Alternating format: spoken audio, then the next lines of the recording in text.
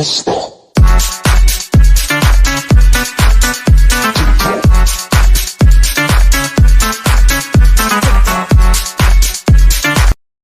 Muy buenas tardes, estamos otra vez en la otra cara de la educación y me complace tener de nuevo de invitado a mi estimado amigo y doctor Alfredo Calderón, quien en esta ocasión nos viene a traer un tema muy interesante, su presentación del libro Inteligencia Artificial, Algoritmo en la Justicia Penal, para que lo vean aquí tantito.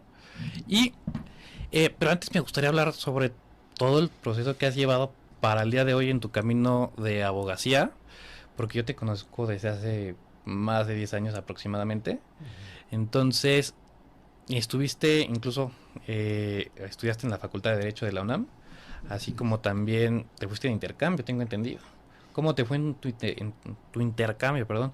¿En qué países estuviste? No sé si nos puedes contar un poco sobre toda esa experiencia. Sí, claro que sí. Bueno, pues primero decirte que toda la historia inicia con un consejo de mi papá, Jesús Calderón, cuando yo tenía 15 años, ¿no? Ahí inicia esa historia hasta el día de hoy, en la elaboración pues de este librito que tiene que ver con derecho y tecnología, ¿no? Este libro que titulé Inteligencia Artificial, Algoritmos en la Justicia Penal.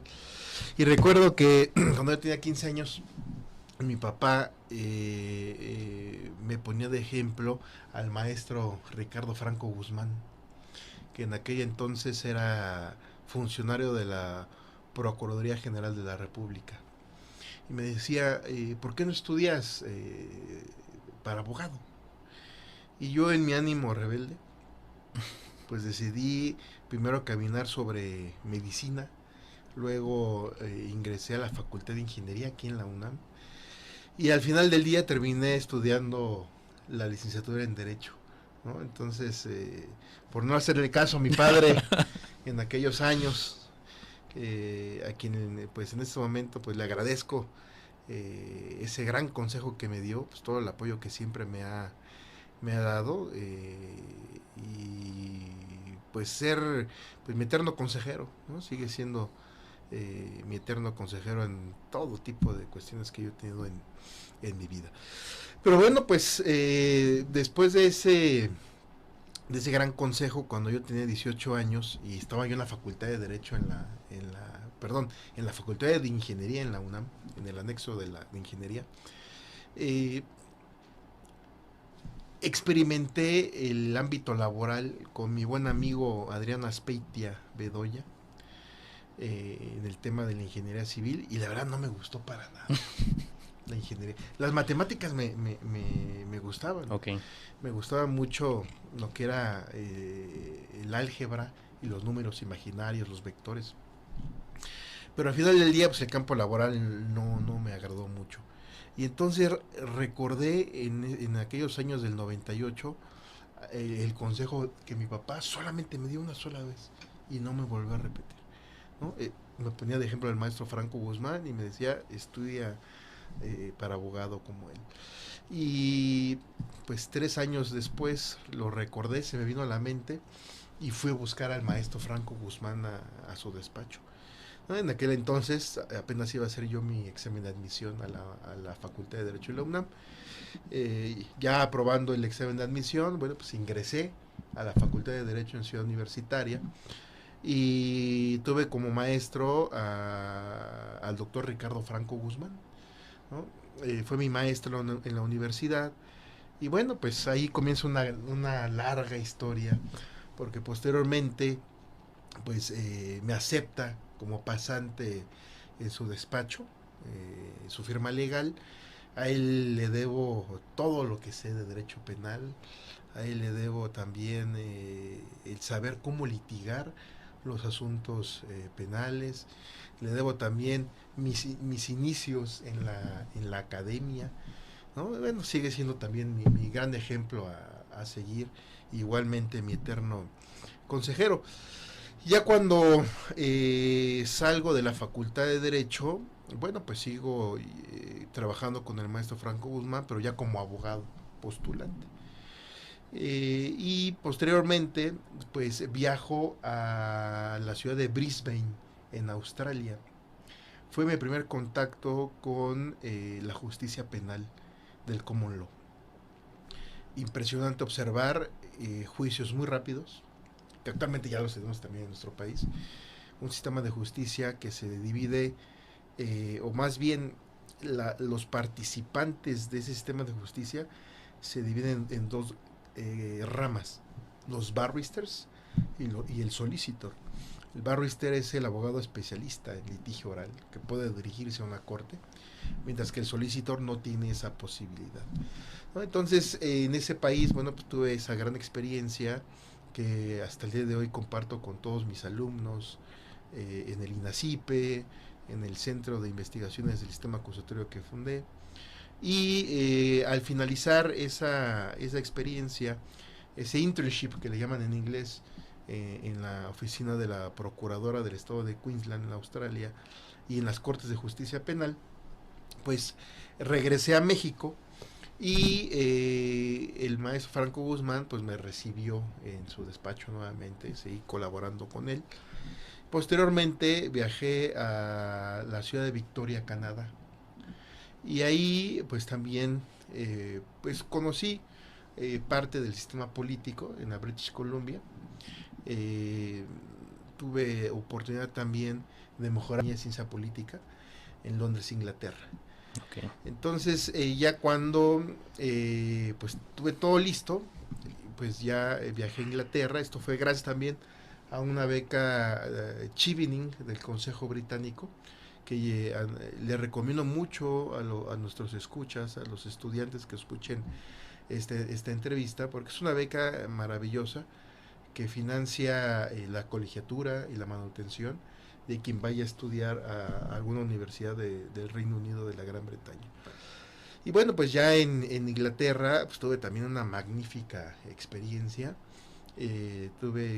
Asistí a algunas cortes de justicia en Inglaterra, tuve también la posibilidad de realizar una maravillosa práctica profesional en la Cámara de los Lores del Parlamento Británico, gracias al gran apoyo de la doctora María de la Luz Lima Malvido, que en aquellos años de 2008 pues era la agregada política de la Embajada de México en Gran Bretaña, ¿no? Ella me presenta a la baronesa Shrila Flather de Windsor y Maidenhead, y con ella pues estuve haciendo este internship en el Parlamento Británico, un recinto en verdad increíble, lleno de historia, que también me permitió estar en el Prime Minister Question Time los miércoles. A mí me tocó Gordon Brown cuando era primer ministro de la Gran Bretaña. Me tocó también asistir a algunas reuniones en representación de la baronesa ahí en el Parlamento Británico. Me decía, ve mi representación, di que vas a mi nombre, pero no hables, ¿no? Entonces fueron experiencias increíbles. También me dio acceso a la extraordinaria librería del Parlamento Británico, que está a un costado del río Támesis, y ahí escribí mi tesis de maestría sobre el delito informático, que bueno, ya ahí... Incluso era como algo innovador, ¿no? Para ese tiempo. Sí, ¿o no? sí, porque uno de los profesores que fue mi inspiración para esa tesis en el año 2009 fue un profesor de nombre David Wall, de la Universidad de Bristol, de Inglaterra, y él escribió un libro sobre delito informático, y él vislumbraba la conexión de o más bien el internet de las cosas, que hoy en día pues es un tema ya totalmente real. Tu refrigerador tiene internet, tu Incluso con radio, nosotros todo el tiempo, ¿no? todo, El celular. todo, ¿no? Entonces, eh, ahí comencé, creo yo, a sacar aquel gusto por el álgebra y los vectores con esa tesis, y ahora con este libro de la inteligencia artificial, algoritmos en la justicia penal. Y bueno, pues Inglaterra la verdad me marcó más que la estancia que hice en Australia y en Canadá. Me marcó la maestría, la experiencia que tuve con la cultura británica, porque de ellos aprendí algo muy importante, la pragmática. La pragmática. Recuerdo mis clases de criminología. Nunca hablamos del Lombroso. Hablábamos de la teoría, por ejemplo, de las ventanas rotas de Nueva York, de Giuliani. Ok. ¿No? O sea, temas aterrizables, prácticos. ¿No? Entonces, eso fue lo que me marcó a mí el primer libro que escribí, que es Teoría del Delito y Juicio Oral, que me publicó el Instituto de Investigaciones Jurídicas de la UNAM, lo hice con esa metodología. Entonces, ese libro contiene en menos de 100 páginas la teoría del delito operativa y una descripción del proceso penal acusatorio.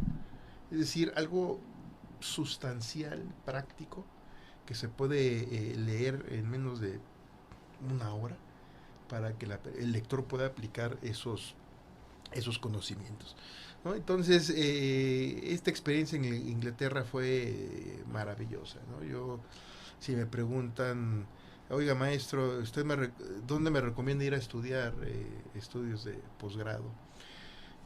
Váyanse a Inglaterra, cualquier universidad, ¿no? Es un país lleno de historia, es una gran civilización a la que yo le aprendí pues, muchísimo. Y bueno, pues todo ese trayecto hizo posteriormente que en el año 2012 fundara el Centro de Investigaciones Y una pregunta, Acusatorio. ¿Sí? para cuando regresas de Inglaterra, ¿cuántos años tenías? Tenía 29 años. Súper joven. 29 años tenía. Y bueno, pues con sueños, con ganas de hacer muchas cosas, siguiendo un litigio penal. En el año 2010 inicié como académico en el INACIPE hasta la fecha, ¿no? También me incorporé a la Universidad Anáhuac del Norte, a la Universidad Iberoamericana, donde también comencé a dar cátedra. Estoy en deuda con mi amada UNAM, espero pronto incorporarme a sus filas como académico y poder dejar en nuestros estudiantes una semillita, ¿no? Espero que así sea. Para que construyan el futuro, ¿no? Pero entonces, ya para el año pues 2012 me di cuenta que nuestro país requería una institución para litigantes. Y es por ello que fundo el Centro de Investigaciones del Sistema Acusatorio, y que tiene como antecedente histórico una institución muy antigua en Inglaterra que se llaman las Inns of Court. Las Inns of Court están formadas por 4 honorables sociedades que se comenzaron a fundar en el año de 1300. Creo que nosotros no habíamos nacido, ¿verdad? Son bastante antiguas. Entre ellas tenemos Lincoln's Inn, Gray's Inn, Middle Temple y la Inner Temple. Entonces, quienes pretenden ser jueces, fiscales, defensores, tienen que ir a las Inns of Court, a cualquiera de esas 4 escuelas, para poderse preparar, y una vez que terminan su curso de 2 años, ya pueden, bueno, se convierten en barristers y ya pueden acudir a una corte a litigar. Y yo retomo esa estructura, ¿no? Con el CISA, por las siglas, y lo que ofrecemos nosotros es capacitación totalmente operativa, enseñada por operadores. Entonces, nuestros profesores enseñan lo que practican, ¿no? Esa es la línea que traemos, y bueno, ya cumplimos más de 10 años en operación en nuestro país, y hemos capacitado a diversos estados de la República, jueces, fiscales, defensores. Incluso tengo entendido que la mayoría de tus catedráticos de tu instituto son jueces, ¿no? Sí, tenemos jueces principalmente pues de la Ciudad de México, algunos otros de Puebla, otros más de Tamaulipas y del Estado de México. Entonces se han ido sumando a este gran proyecto, porque lo que pretendemos es generar capacitación operativa, ¿no? Que en verdad sirva para que las cosas mejoren allá afuera, que tanto hace falta, ¿no? Entonces, pues ese es brevemente pues el trayecto que he seguido en mi vida académica, y después surge, ahora con el tema de la pandemia, me surgió la inquietud de la cuestión de la inteligencia artificial. Cursé un diplomado en Derecho Digital en el Instituto de Investigaciones Jurídicas de la UNAM. Muy interesante todos los temas que se plantearon, y me empezó a llamar la atención todo este tema de la robótica y la inteligencia artificial, y cursé un pequeño curso de robótica en la Asociación de Robótica y Ciencias Aplicadas, y ahí pude conocer el funcionamiento de un algoritmo. Ahí lo conocí, porque cuando uno dice algoritmo, dice, bueno, pero ¿eso qué es, no? ¿O cómo funciona? Y los algoritmos que yo aprendí a hacer se llaman algoritmos elaborados con el sistema Arduino. Y ese sistema lo que hace es generar algoritmos para controlar tarjetas. Entonces, son tarjetas electrónicas que con ellas puedo mover un vehículo, una rueda, prender un foco, apagarlo, puedo hacer una calculadora, ¿no? Son algoritmos no tan avanzados, pero es algo muy importante que se debe conocer para poder entender la cuestión de la inteligencia artificial. Entonces de ahí me acuerdo que uno de tus amigos me invitó a una entrevista donde hablamos del compliance, y después de esa entrevista pues comentábamos, ¿no? este tema, ¿no? Creo que fue, que será en 2018. Fue 2019 justamente. 2019 que platicábamos. No, de 2019 a la fecha ha habido ha evolucionado bastante. Muchísimos avances, ¿no? Y bueno, pues al conocer todo el gran avance que se ha generado por diversos expertos en el tema de la inteligencia artificial, pues decidí también comenzar a estudiar este tema, y descubrí, bueno, herramientas increíbles, ¿no? Herramientas increíbles que me ayudó pues a hacer este librito, ¿no? Este librito es el primer libro en toda la historia del derecho en Latinoamérica, y no digo del mundo anglosajón porque digo, al día de hoy no conozco alguno que se haya elaborado como este, pero es el primero en su tipo en esta región, elaborado con inteligencia artificial. Okay. Para elaborar este libro utilicé el llamado chat GTP o GTP, el programa Synthesia, y otro programa que se llama el DALL-E 2. Perfecto. ¿Qué te parece si ahorita vamos a corte comercial, regresamos y vemos un video de justamente la presentación de tu libro para poder entrar en tema y empezar a hablar directo de tu libro? ¿Te parece bien? Muy Muchas bien, gracias. ¡Hey! ¡Cheque el dato! La cara de Al Pacino fue el primer logo de Facebook. ¡Sí! Las redes sociales también están rodeadas de leyendas acerca de su creación o del contenido que se tiene en la plataforma. Es así que te cuento un dato curioso de Facebook, pues quizás pocos lo saben, pero el primer logotipo de la gran red social era el rostro del conocido actor Al Pacino, el cual fue catalogado como el tipo de Facebook. Pero en 2007 se hizo el cambio al diseño original, que se mantiene hasta ahora. ¿Ya checaste el dato? Con Alexis Arratia. Las mejores paletas de hielo son de Changos Marangos. Todo el delicioso y refrescante sabor sobre ruedas. Mujer emprendedora y exitosa con ruta en la Ciudad de México y Estado de México. Sabores irresistibles e inigualables de Changos Marangos. Si las ves, es imposible no probarlas. Y recuerda seguirnos en nuestras redes sociales.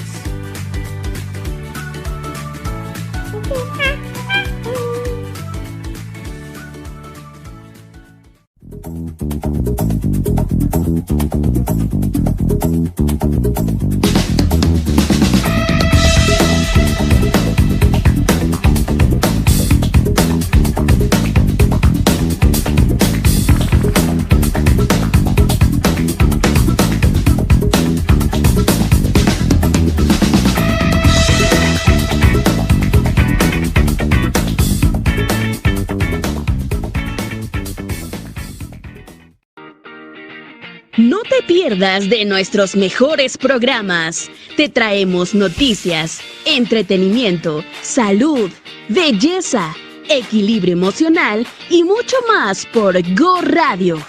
Y no te olvides de seguirnos en nuestras redes sociales. Somos radio, somos televisión digital, somos Go Radio, la nueva evolución.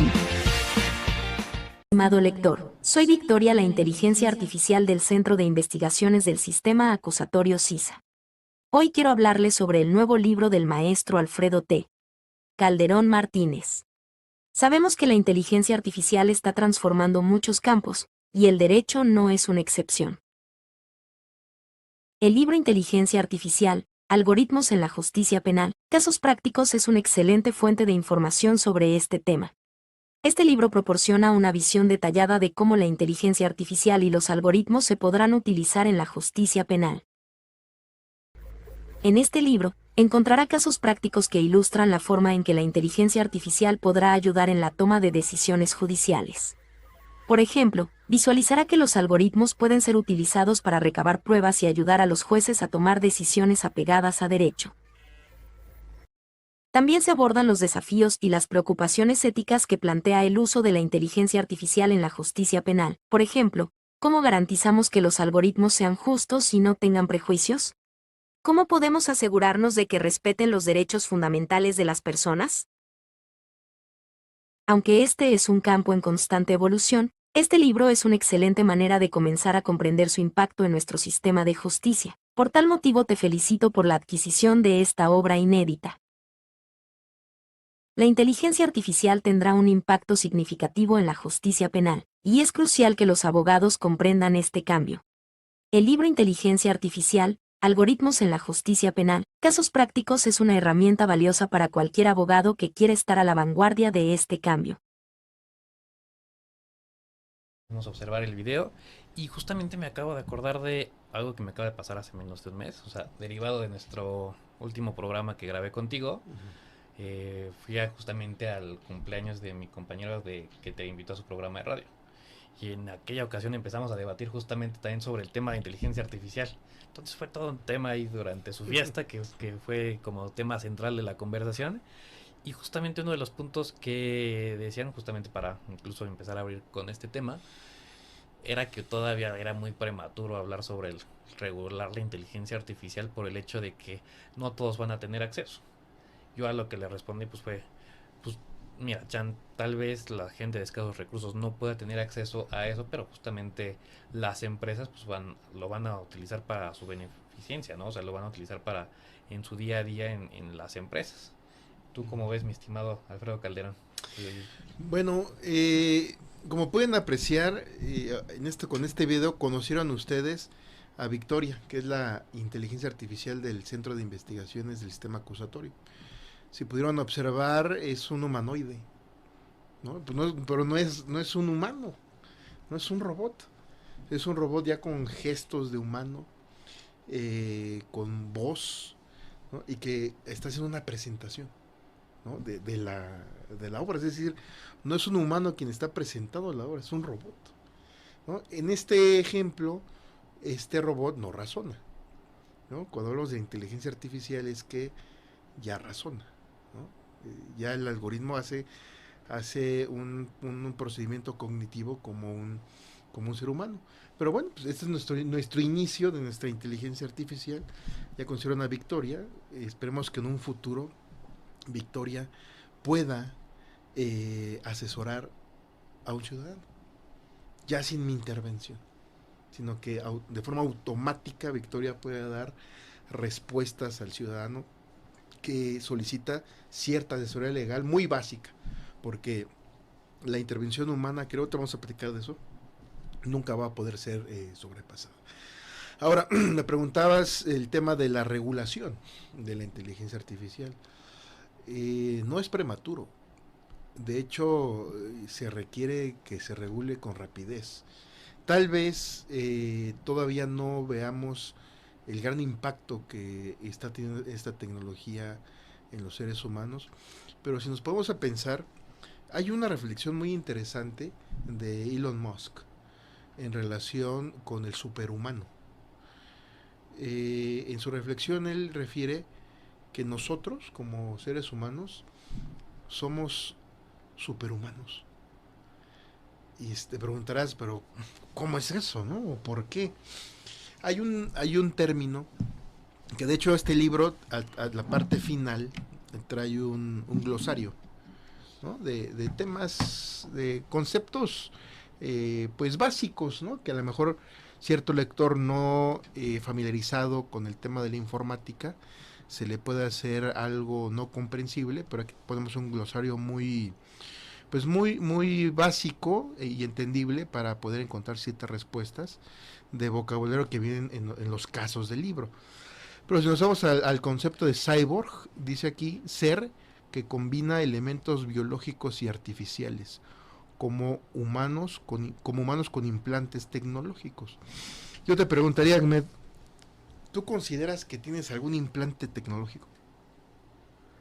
Pues yo, de primera respuesta, diría que no. Ok. Yo diría que tal vez no es un implante que esté encarnado, al cuerpo, ¿no? pero sí traes uno, que es tu celular. Tu celular ya no te hace un ser humano simple como lo éramos. Yo me acuerdo en el año de 98 que salieron los teléfonos, unos chicos, había grandes y chiquititos, Nokia, ¿no? Tipo Nokia. pero nada más era para hablar por teléfono, simplemente nos permitía cierta comunicación.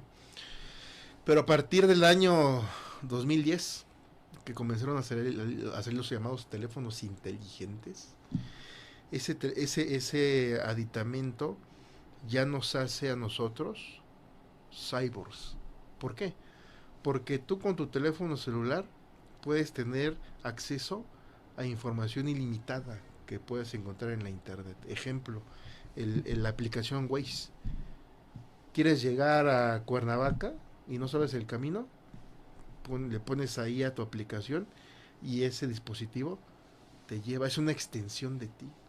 En vez del clásico guía roji, ¿no? En vez del clásico. Sí, yo me acuerdo que con el maestro Franco Guzmán utilizábamos la guía roji. Cuando queríamos ir a algún lugar, sacaba el mapa el maestro y él me iba diciendo, ¿no?, por dónde conducir. Entonces, esa reflexión es importante que nos la hagamos, ¿eh? Somos superhumanos ya. El tema aquí que que tenemos que reflexionar es que somos superhumanos con raciocinio o sin raciocinio. ¿Por qué? Porque si constantemente utilizas esa aplicación, el Waze, para llegar a todos lugares, entonces tú estás dejando tus procesos cognitivos a una máquina. Y cuando no tengas ese teléfono, ¿qué va a suceder? No vas a saber llegar. No vas a saber llegar y vas a ser vulnerable. Entonces, ¿qué sucedió? ¿Qué es lo que ya sucedió? Que la máquina ya se apoderó de esa parte de tu razonamiento. Y pregunta personal, ¿utilizas o no utilizas Waze? Sí, lo utilizo. Sí lo utilizo, pero sí trato de llegar. Cuando tengo prisa lo pongo, porque me da los caminos que puedo tomar y que me ahorran tiempo en mi llegada. Pero cuando no es así, yo me guío pues por el GPS de mi mente, ¿no?, que ya se aprendió los caminos de cómo llegar a un lugar. Por eso te comentaba que pueden existir superhumanos con raciocinio y sin raciocinio. Entonces, si de repente tenemos que los estudiantes de Derecho comiencen a utilizar el chat GTP para hacer sus tareas, poco a poco le están trasladando a la máquina parte de su raciocinio. Entonces va a llegar el día en que su creatividad va a estar en la máquina, ¿no? Entonces, no sé si podamos proyectar una de las imágenes que vienen en el libro, que yo generé con ayuda de inteligencia artificial. Perfecto, a ver si ahorita nos pueden ayudar a facilitar esta imagen Que nos digas también un poco sobre cómo fue el proceso de... Aquí la tenemos allá a mi lado. Ah, perfecto. Bueno, pues he de decirles que esta imagen tiene derecho de autor, es de mi propiedad, ¿no? Dirán ustedes, oiga, maestro, pero ¿a poco también, aparte de haber estudiado medicina, ingeniería, derecho, también estudió diseño gráfico? No. Bueno, pues aquí utilicé una inteligencia artificial que se llama DALL-E 2, que es de la compañía OpenAI. Y este algoritmo lo que hace es que transforma texto en imagen. Entonces, para crear esta imagen que ustedes observan, yo generé una instrucción al algoritmo. Características de robot, qué color de ojos, el color de la carcasa. Y lo que hizo el algoritmo fue arrojarme 4 opciones. De esas 4 opciones, nosotros tenemos la posibilidad de elegir una. Y aún así modificar. Podemos modificar los brazos, los ojos, con otras instrucciones. Entonces, mi información de entrada me dio como salida esta imagen. Entonces, la aplicación DALL-E 2, como parte de una inteligencia artificial, genera imágenes derivadas de un texto. Nada más para que nuestros escuchas tengan una mayor claridad. Un algoritmo está construido con instrucciones. Instrucciones que debe de seguir de forma automática al momento que nosotros ingresamos un dato de entrada. Vamos a graficar.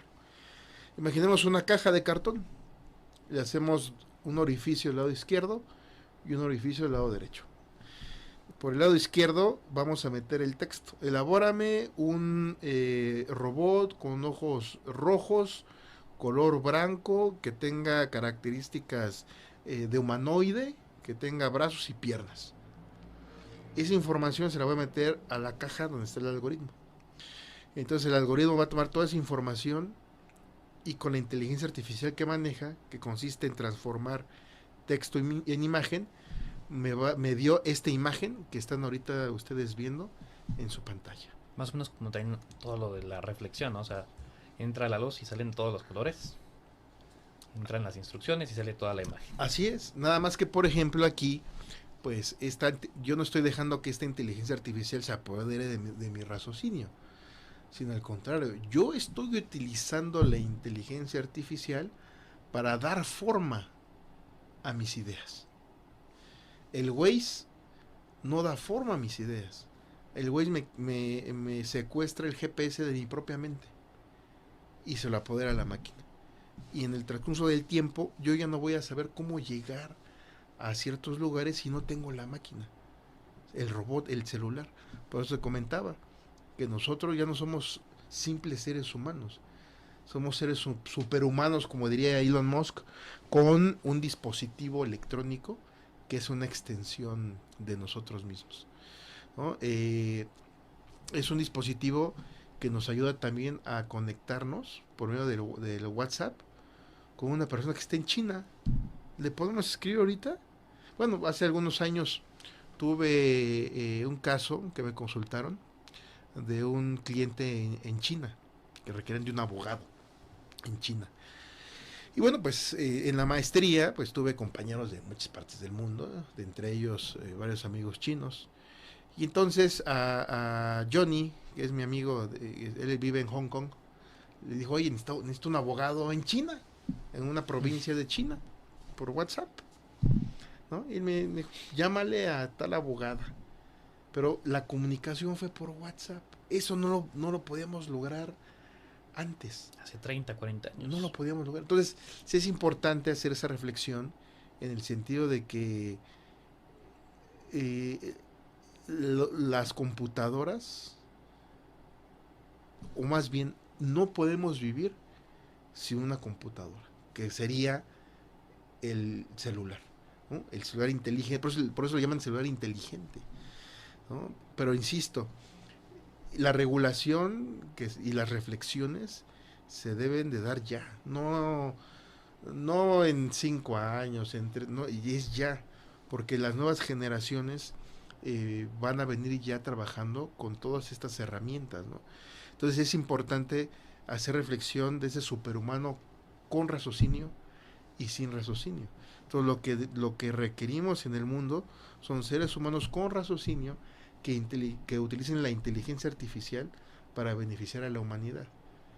En caso contrario, si no hacemos reflexiones filosóficas en ese sentido, vamos a tener superhumanos sin raciocinio. Entonces, esos seres humanos lo que van a hacer es que le van a pedir a un robot con inteligencia artificial que haga todo. Y el ser humano se va a quedar sin ideas, sin creatividad y sin raciocinio. Entonces, creo que a diferencia de nuestro amigo, sí es importante que estos foros, o más bien que ya se hagan foros donde comencemos a discutir estos temas. De hecho, este libro de inteligencia artificial, algoritmos en la justicia penal, casos prácticos, está estructurado con 48 casos futuristas, en que yo imaginé, que yo visualicé a futuro.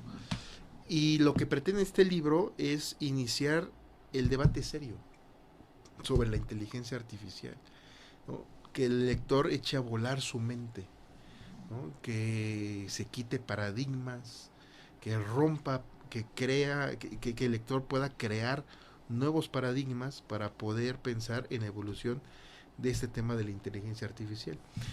En este libro planteo la posibilidad de que en un futuro muy próximo podamos tener peritos robots con inteligencia artificial. De hecho, aquí planteo un caso donde interviene en un asunto de estupro un perito en psicología robot.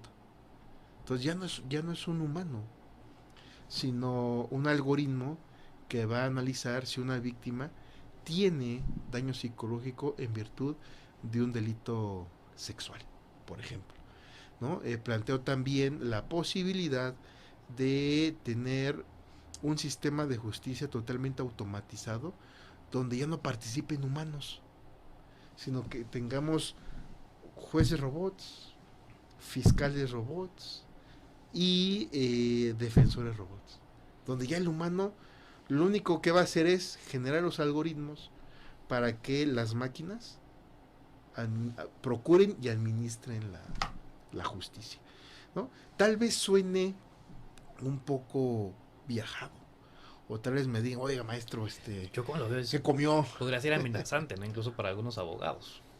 Sí, pero por eso es importante leerlo, reflexionar.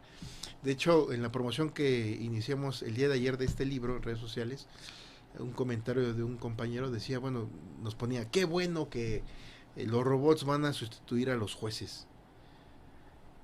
¿Se podrá sustituir a un juez? ¿Se logrará sustituirlo? ¿Será lo más conveniente? Todas esas preguntas nos las tenemos que hacer.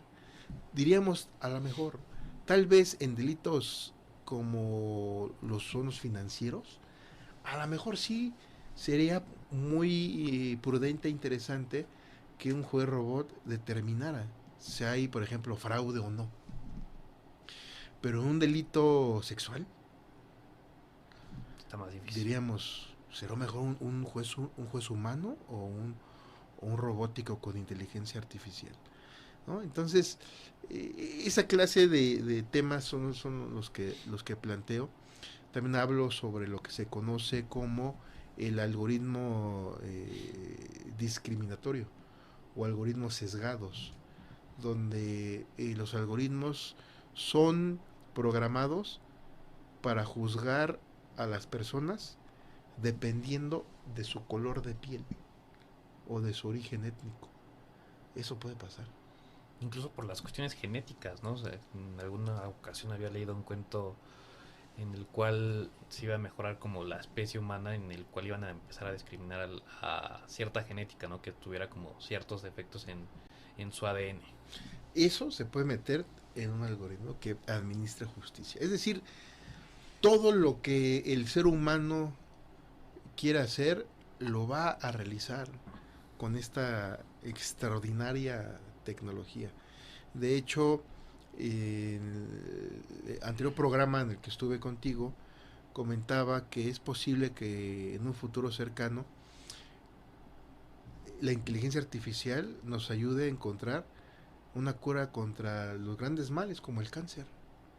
Entonces, ya no va a ser un humano quien va a encontrar la cura, va a ser un algoritmo, porque el algoritmo tiene la gran capacidad de realizar maniobras más rápidas que las de nosotros. Bueno, si hablamos por ejemplo de la imagen que ahorita vimos, en cuánto tiempo, si me preguntan en cuánto tiempo usted hizo las imágenes que contiene su libro. Bueno, esta que vimos me tomó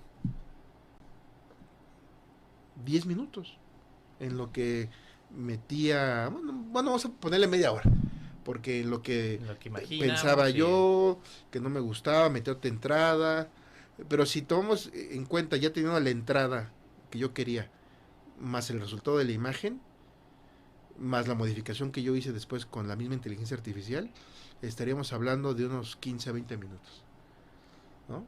A una persona especialista en diseño gráfico le costaría horas. Pero aquí viene lo importante, porque yo lo que quería es que la portada fuera elaborada por inteligencia artificial, esta portada, ¿sí? Donde viene pues un juez robótico, ¿no? Con su mazo, ¿no? Y donde vienen los ojos que simbolizan las llamadas neuronas artificiales que tienen en la parte de atrás, ¿no? Esas neuronas artificiales generan procesos cognitivos como los de un ser humano. Hice varias pruebas con DALL-E 2 y no me convenció. Ninguna salida de imagen de ese algoritmo me convenció. ¿Qué hice? Le llamé a mi editora, Yarami, quien le encargó a su ilustradora, aquí tenemos su nombre, a Ana Luisa Camacho, y a Ana Luisa le dije, por favor, elabórame una portada. Lo mismo que hago, lo que hice con el algoritmo, pero eso con un humano. Le di mi información de entrada. Elabórame una portada donde me hagas una imagen de un robot juez que mira al lector, que cuando el lector tome el libro sienta que el robot lo está mirando fijamente, ¿no? Y bueno, y me generó esta imagen que a mí me gustó muchísimo, ¿no? Aquí para que lo vean los lectores. Entonces, esta es una prueba que ilustra cómo el talento humano no puede ser sustituido. En ciertas partes no podrá ser. Justamente ahorita me estaba haciendo una pregunta. ¿Crees que estemos enfrente de otra revolución, así como existió la revolución industrial? De hecho, sí, estamos ante la cuarta revolución, que es la revolución digital. Quien no se digitalice va a quedar atrás, ¿no? Y de hecho, poca gente al día de hoy se ha interesado por este tema. Muy poca gente.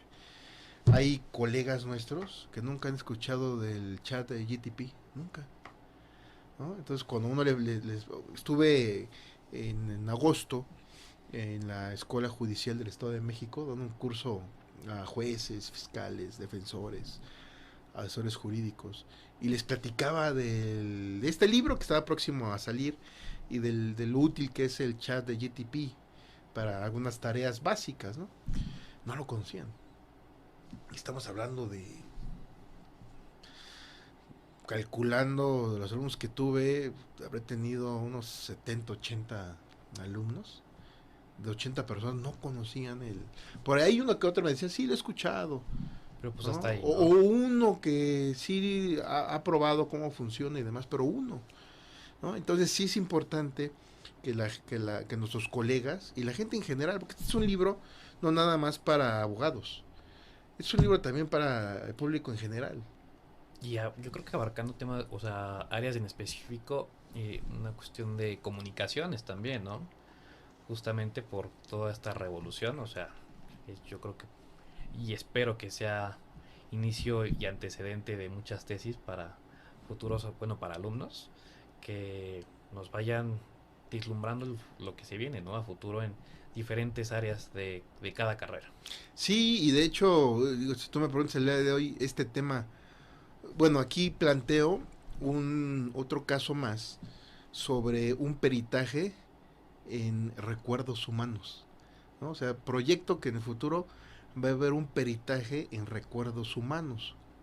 En mi imaginación vislumbro que en el futuro vamos a tener una máquina que va a funcionar con neuronas artificiales. Que estas neuronas artificiales se van a poder conectar con nuestras neuronas biológicas, y que la máquina va a tener la posibilidad de recrear en imagen y sonido lo que un testigo vio en un hecho delictivo. Eso es lo que planteó uno de los casos. ¿Y cuál fue mi sorpresa?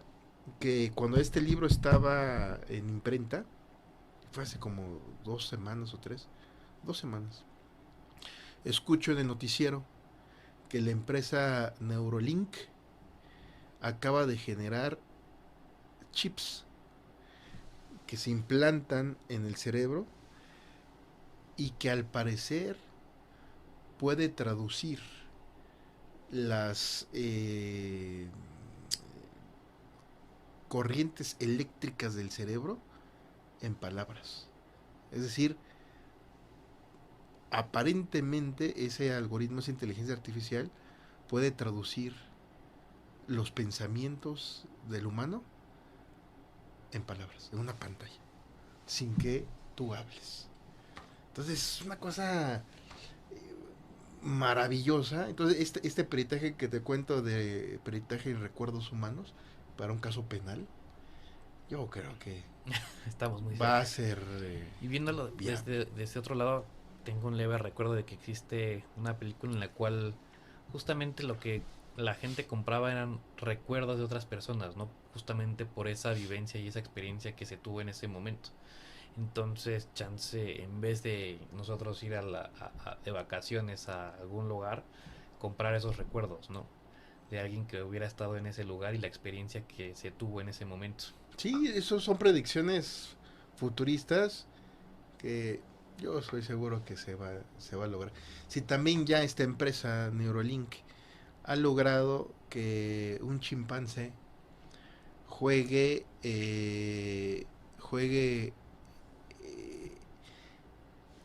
un videojuego sin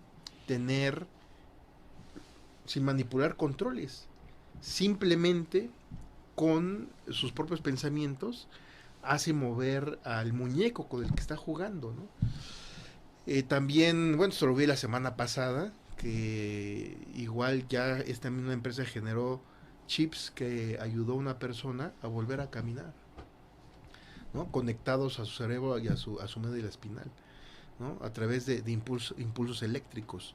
Entonces, es un gran tema, un tema muy interesante. Creo que quien se actualice en este rubro va a tener el futuro totalmente en sus manos, ¿no? Porque quien domine esto no va a sufrir desempleo, porque es otro tema, ¿no? Es que la inteligencia artificial va a sustituir diversos trabajos. Es cierto que lo va a hacer, pero va a crear nuevos trabajos, ¿no? Entonces, lo que necesitamos hacer es utilizar esta nueva tecnología para avanzar más en nuestras metas y en beneficiar a la humanidad. Que ese debe ser el verdadero objetivo de esta tecnología. Ahorita ya me acaban de corregir, me dijeron que la película es El Vengador del Futuro.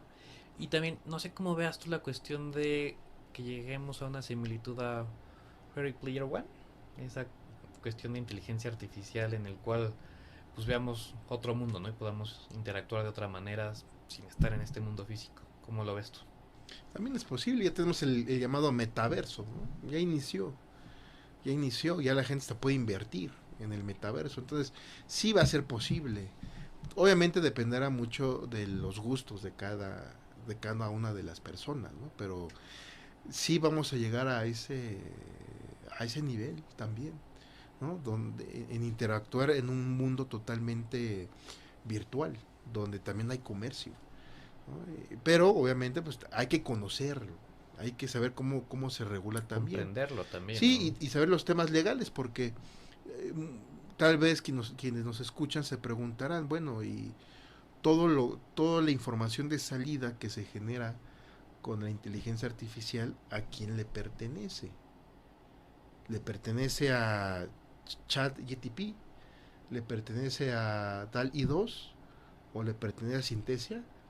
Y no, aquí lo interesante es que estas plataformas de inteligencia artificial, en sus términos legales, establece claramente: como tú eres el propietario de la información de entrada, la información de salida es tuya. Tú tienes los derechos de autor sobre esa información o las obras de arte o dibujos, imágenes que tú generes con la inteligencia artificial que les estoy mencionando. Porque puede haber otras aplicaciones que tengan términos legales diferentes, ¿no? Y que te digan, no, lo que generes, como lo generaste con el algoritmo, es mío. Entonces sí hay que leer bien los términos y condiciones antes de usar la información de salida que genera las inteligencias artificiales.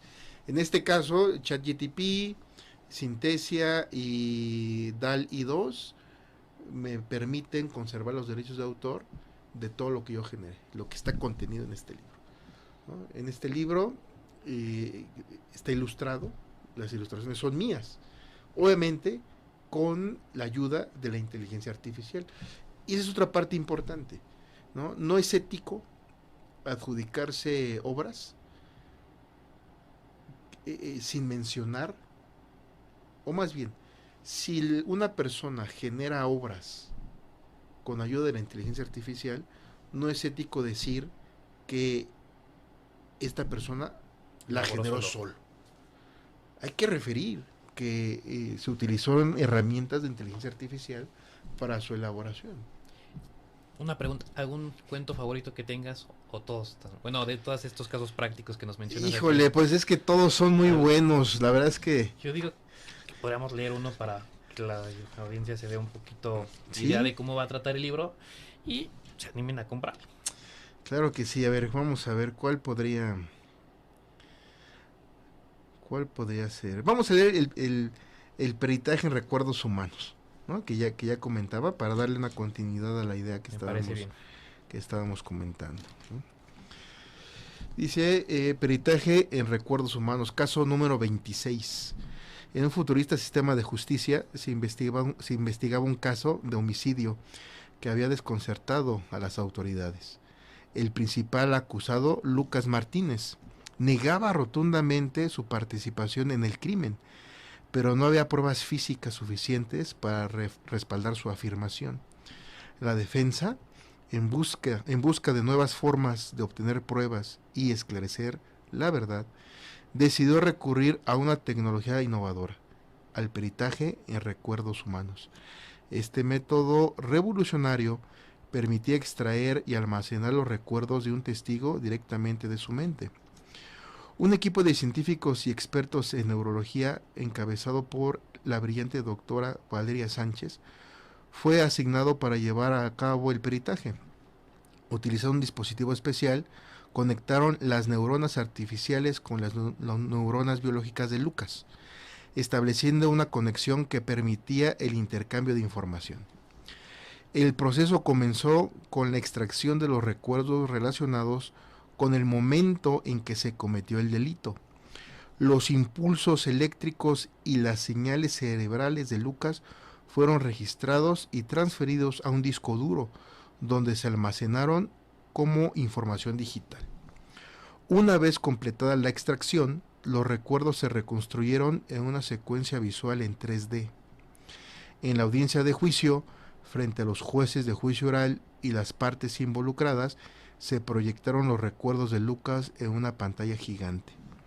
La escena del crimen se desplegó ante los ojos de todos los presentes como si estuvieran presenciando el pasado en tiempo real. Los detalles vívidos y la claridad de las imágenes dejaron a todos impresionados. Luego de mostrar los recuerdos, la defensa, con el apoyo técnico de la doctora Valeria Sánchez, interrogó a Lucas sobre lo que recordaba y su participación en el delito. Él, sorprendido y emocionado al ver sus propios recuerdos ante sus ojos, proporcionó una explicación detallada de lo que recordaba el día de los hechos. El peritaje en recuerdos humanos se convirtió en una herramienta crucial en el caso. Los testimonios y las imágenes de los recuerdos de Lucas apuntaban a otra persona como el verdadero culpable. El Tribunal de Enjuiciamiento, impresionado por la información presentada, tomó en cuenta estos recuerdos como pruebas tangibles y vitales para el caso. El juicio llegó a su fin y el tribunal, influenciado por la contundencia de los recuerdos extraídos, declaró a Lucas inocente. El verdadero culpable fue arrestado y llevado ante la justicia gracias a la combinación de la tecnología y la mente humana. Este caso sentó un precedente en la historia judicial. El peritaje en recuerdos humanos se convirtió en una herramienta valiosa para obtener pruebas confiables y objetivas en casos penales. Sin embargo, surgieron debates éticos y preocupaciones sobre la privacidad y la manipulación de la memoria. La doctora Valeria Sánchez y su equipo continuaron investigando y perfeccionando la tecnología, asegurándose de que se aplicara de manera responsable y ética.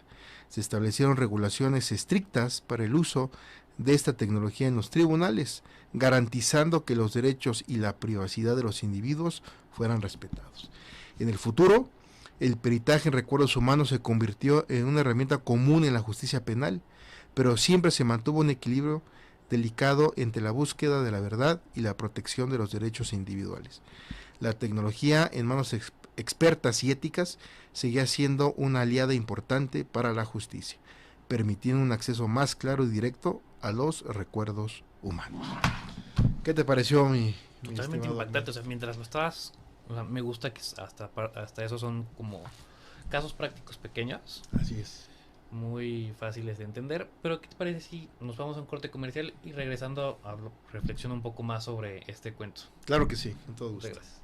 ¿Cómo ves, Mr.? ¡Hey! ¡Cheque el dato! Existen 2 países donde no se puede comprar Coca-Cola. ¿Qué? Si bien se puede obtener Coca-Cola casi en cualquier lugar del mundo, hay 2 países donde no se vende, al menos oficialmente, y son en Cuba y Corea del Norte. Coca-Cola salió de Cuba después de la revolución cuando Fidel Castro se hizo cargo, y la gaseosa nunca se ha vendido en Corea del Norte, aunque hay informes de ventas clandestinas. Coca-Cola también estuvo ausente de Myanmar durante décadas, pero eso cambió hace unos años. Ya checaste el dato con Alexis Arratia.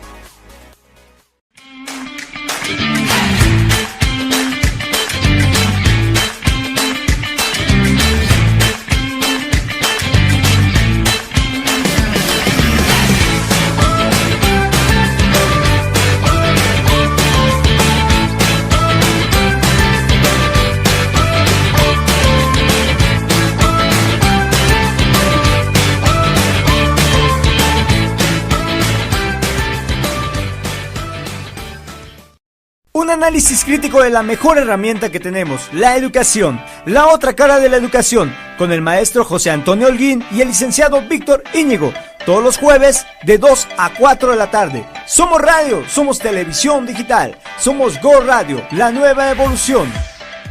Ya estamos aquí de regreso y como regresando al análisis de tu historia, mientras la ibas contando, pues al principio pensé lo mismo, ¿no? O sea, no, pues qué va, o sea, va a haber personas que se van a inconformar porque le están violando como su mente al entrar a ella, ¿no? O sea, tal vez violación de derechos humanos, toda esa cuestión.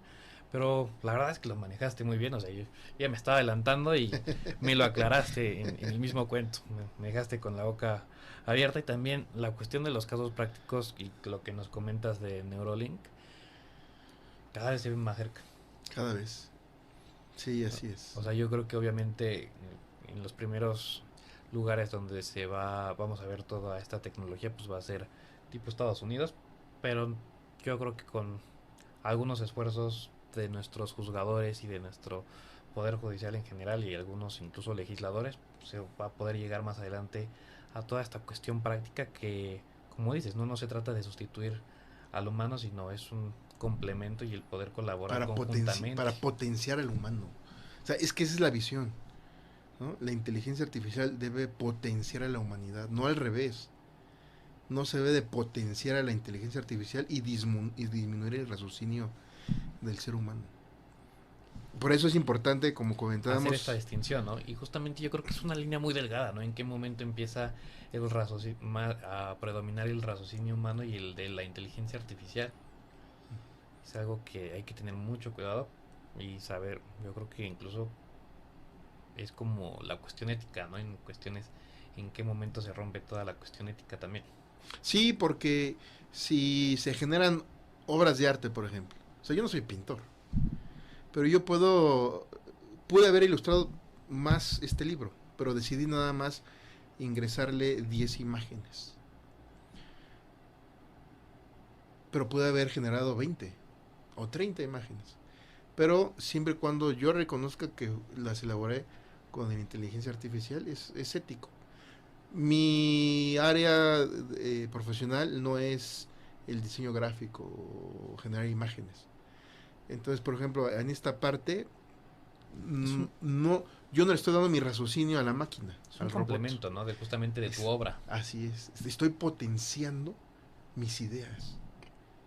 Yo no podría hubiera sido muy caro haberle dicho a la diseñadora, a esta Ana, oye, elabórame 10 imágenes con estas características cada una. Me hubiera salido carísimo. Si de por sí, no digo cuánto me salió la portada, pero si de por sí la portada fue cara. Ahora, 10 imágenes más, no, me hubiera salido carísimo. Sin embargo, con la inteligencia artificial pagué una cantidad módica con DALL-E 2 y generé 10 imágenes a mi propia satisfacción. Lo que me llama la atención es, nos comentas que en este libro utilizaste diferentes inteligencias artificiales. ¿Cómo fue el proceso de elaboración de este libro? Bueno, primero fue diseñar la estructura y pensé, bueno, pues este es un libro que requiero hacerlo dinámico e interactivo. Y decidí no meter tantos conceptos sobre el tema, sino manejar casos prácticos. La verdad es que en mi mente nunca decidí cuántos casos prácticos iba a meter, sino que fui pensando cada uno de los casos, conforme hasta donde me llegó mi imaginación, paré en 48 casos. Entonces, cada caso contiene una visión de la justicia penal del futuro que potencié con el ChatGTP. El ChatGTP me apoyó en darle una mayor claridad y potenciar mi idea para generar todo el cuento. ¿Sí? Esa fue la influencia que tuvo el ChatGTP. Entonces, mi información de entrada fue imaginar, por ejemplo, esta parte del peritaje en recuerdos humanos, ¿no? En el sistema de justicia penal, ¿no? En un caso de homicidio. Y el ChatGTP me ayudó a potenciar mi imaginación. Eso es lo increíble, ¿no? Que yo establecí una idea y esta inteligencia artificial me ayudó a potenciarla a un nivel increíble, ¿no? Ya escucharon la historia, ¿no? Posteriormente pensé, bueno, pero si también tenemos un algoritmo que transforma texto a imagen, hay que darle al lector esa experiencia, ¿no? De cómo es que está ilustrado por el mismo autor. No utilicé una diseñadora, yo utilicé un algoritmo, ¿sí? Para la presentación del libro, ya ustedes vieron el video al inicio de la entrevista. Ese video está elaborado también con otro algoritmo más, que es del programa Synthesia. Entonces, quien presenta la obra, pues, es un robot, ¿no? Entonces, es una experiencia. Este libro, aparte de poner a trabajar la mente en el futuro, es una experiencia. O sea, este libro es una experiencia totalmente distinta a cualquier obra jurídica que haya en el mercado. Es más, contiene hasta un caso de error de tipo, ¿no? También metí temas técnicos, metí un caso de ausencia de conducta también, pero proyectado a futuro, donde litigan jueces robots. De hecho, te comenté ahorita en la pausa que tenemos una historia de un robot fiscal general de la República. De hecho, hasta ese lo ilustré, pero lo ilustré, y la idea es que en el futuro tengamos a un fiscal general de la República robot, es decir, que sea un robot con inteligencia artificial que quien decida sobre los casos más importantes de la República, ¿no? Este es el fiscal general FGR-X1, ¿no? Así que le tomamos fotos y ahorita que nos ayuden para que lo podamos para que lo tirar acá en pantalla. Para que lo vean. Así lo imaginé, ¿no? Y entonces todos los casos contienen historias futuristas donde interviene la inteligencia artificial. Otro caso, por ejemplo, trata sobre un sistema de justicia totalmente robotizado, donde ya no intervienen los seres humanos. Y hay un caso de los que más me gusta. Me preguntabas hace un momento cuál de todos. Hay un caso en donde hablo de que en el futuro va a haber un delito que se va a llamar delito. Aquí lo estamos viendo ya. Ahí está. Ese es el fiscal general de la República, ¿no? Robótico, ¿no? Así lo imagino. ¿Quién sabe? Puede ser que en un futuro el fiscal general sea un robot con inteligencia artificial, que sea totalmente objetivo y que sea el que controle a todos los demás fiscales humanos. Tengo una pregunta. Justamente aquí me estoy acordando más o menos del tema que ya hemos hablado anteriormente, bueno, en el otro programa de radio, Sí. que era que una de las reglas de la inteligencia artificial es que no hubiera robots al frente por encima de los humanos. Sí, bueno, cuando hablábamos de la regulación, Sí. hablábamos de esta obra de Yo Robot, del ruso Asimov, que plantea las 3 leyes de la robótica, pero como una novela, que ya se han vuelto parte de la regulación de todo este tema de la inteligencia artificial. Entonces son tres leyes. La primera ley es que un robot no puede hacerle daño a un humano, ¿no? Que un robot no puede dejar que por su inacción se dañe a un humano. Y tercero, que el robot va a cuidar su existencia siempre y cuando no se contravengan las primeras 2 leyes. Son las leyes más básicas en el tema de la robótica y en este caso también de la inteligencia artificial. Entonces, los algoritmos que pudieran regular a este fiscal general de la República tendrían que estar totalmente ajustados a estas 3 leyes, ¿no? O sea, tendrían que actuar en beneficio de los seres humanos, sin tener, insisto, los algoritmos sesgados o discriminatorios, porque es ahí donde entran los temas filosóficos y de ética, ¿no? Porque ¿quién va a generar los algoritmos? Son humanos.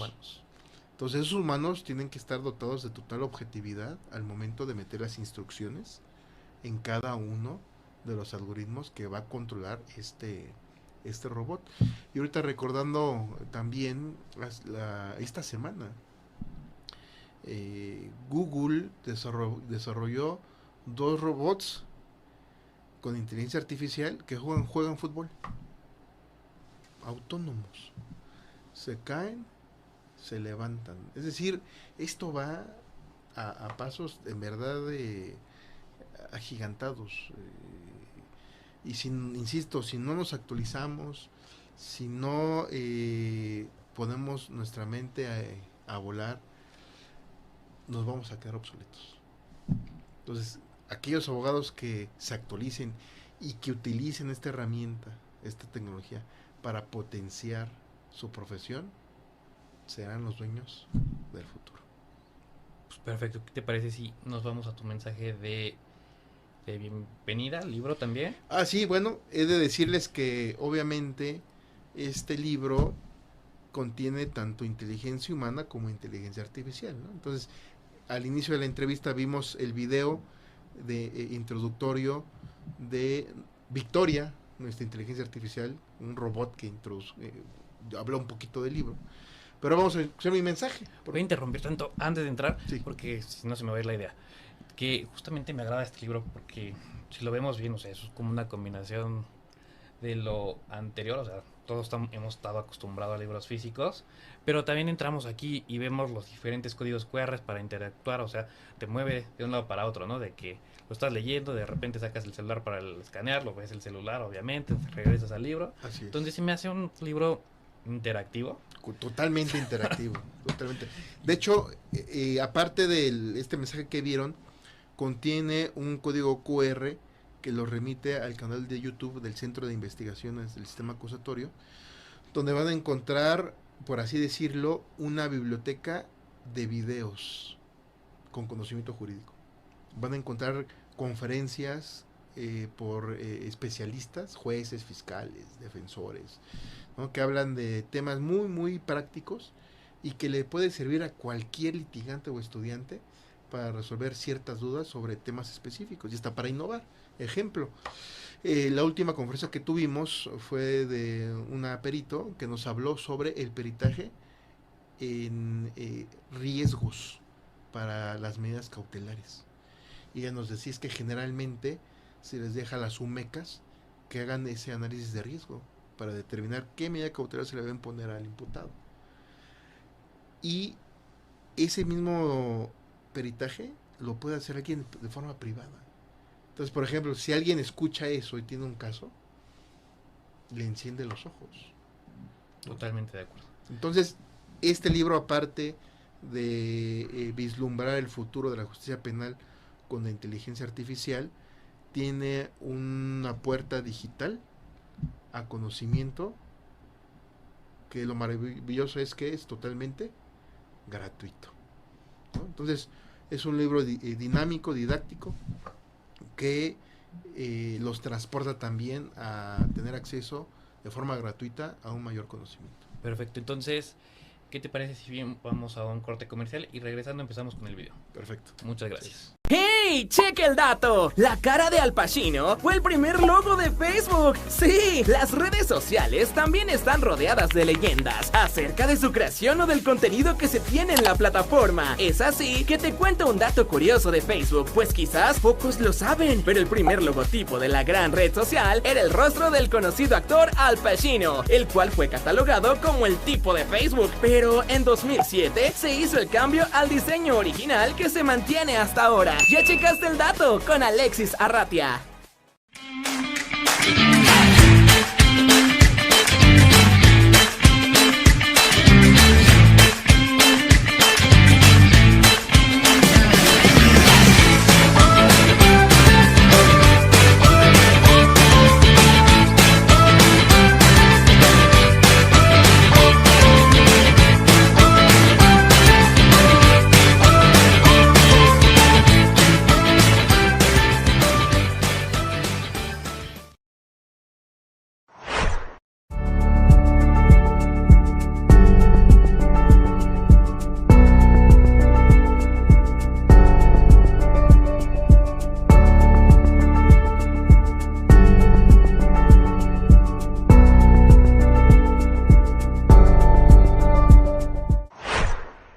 ¿Te gustaría tener tu propio programa en Gu Radio? Mándanos un inbox y nosotros te contactaremos. Tenemos más de 50,000 seguidores.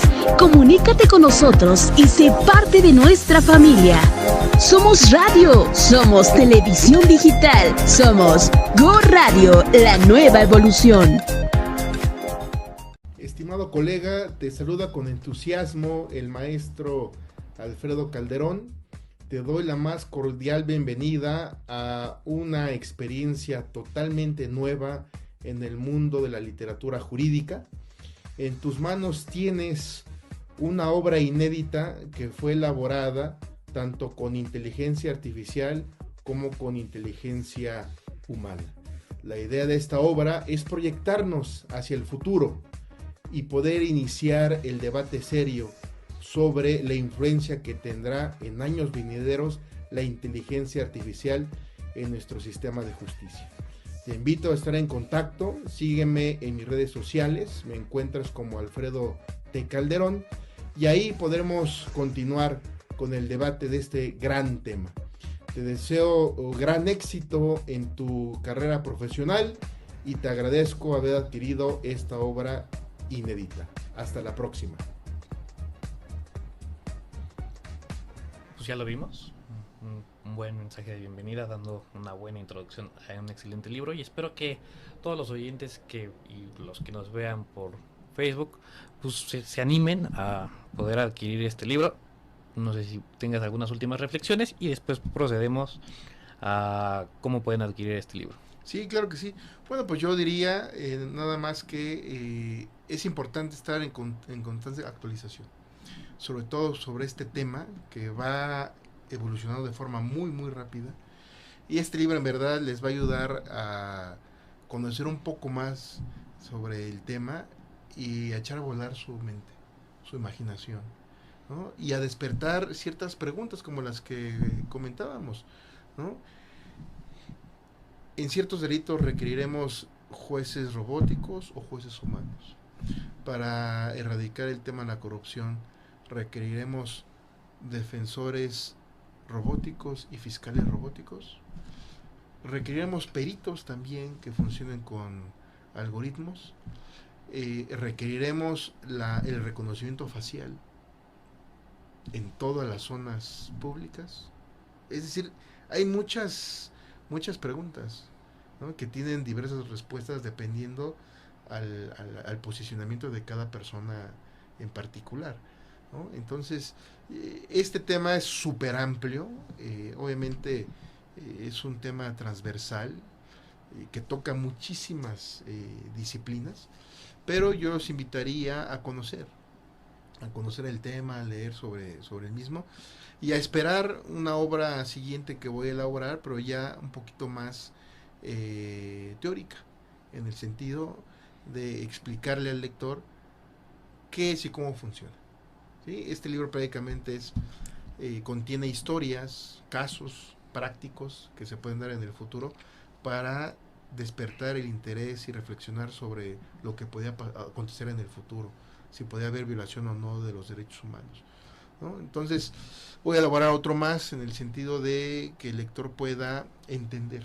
de forma conceptual qué es, cómo funciona, cómo trabaja un algoritmo, qué es la inteligencia artificial débil o la soft inteligencia artificial o la inteligencia artificial genérica, ¿no? Entonces ya hay varios conceptos en este tema.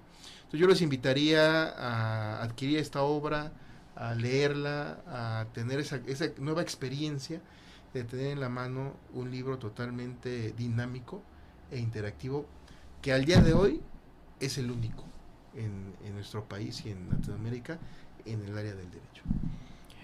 La verdad es que se me hace una dinámica muy interesante. Tengo un amigo que en lo particular para llevar a cabo estos programas de radio me recomienda justamente hablar de lo general a lo particular, y se me hace totalmente lo mismo en esta situación, ¿no? Primero nos metes todos estos casos prácticos para una cuestión general y ya posteriormente irnos especificando en cada uno de los asuntos. También no sé si nos puedas decir dónde podríamos adquirir este libro. Sí, ahorita está a la venta en Mercado Libre. Esperamos próximamente en librerías Gandhi, pero al día de hoy, si ustedes ingresan a la plataforma de Mercado Libre, buscan ahí libros sobre inteligencia artificial, les aparece y ahí lo pueden adquirir y les llega de forma gratuita a su domicilio. Perfecto. Y también algunos medios de comunicación con el Instituto CISA. Sí, nos pueden encontrar como Centro de Investigaciones del Sistema Acusatorio en Facebook. También tenemos la fanpage que se llama CISA Justice o CISA Justice, y ahí me pueden seguir como Alfredo T. Calderón en Facebook, que es la red social que más utilizo. Entonces, cualquier duda que tuvieran, comentario, por ahí me pueden escribir y con todo gusto ahí seguimos el debate sobre esto. Invitaciones a universidades, también si te quisieran llevar. Sí, bueno, pues si quisieran que les llevara una conferencia sobre este tema, me pueden contactar también al teléfono de la institución, que es el 55 45 70 83 20. Ya sea que llamen por teléfono o que me envíen un WhatsApp, ya en estos tiempos ya es lo mismo esa clase de comunicación. Perfecto, pues muchas gracias por ser mi invitado y por estrenar conmigo este libro. No, hombre, para mí un honor, estimado Ahmed. La verdad es que tú tienes la primicia, lo estamos presentando, es la primera entrevista que damos en la que hablamos de esta obra inédita, y pues un gusto compartirla, sobre todo porque hace años comentamos este tema, igual lo comentamos hace poco en otra entrevista, y bueno, es un honor estar aquí contigo y presentar esta obra. Muchas gracias. Con tus escuchas. Entonces, estamos de vuelta en el próximo programa de La Otra Cara de la Educación. Hasta luego.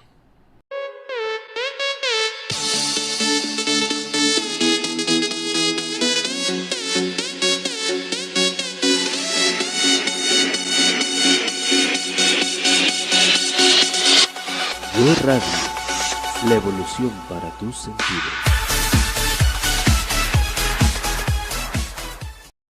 Go Radio, la nueva evolución.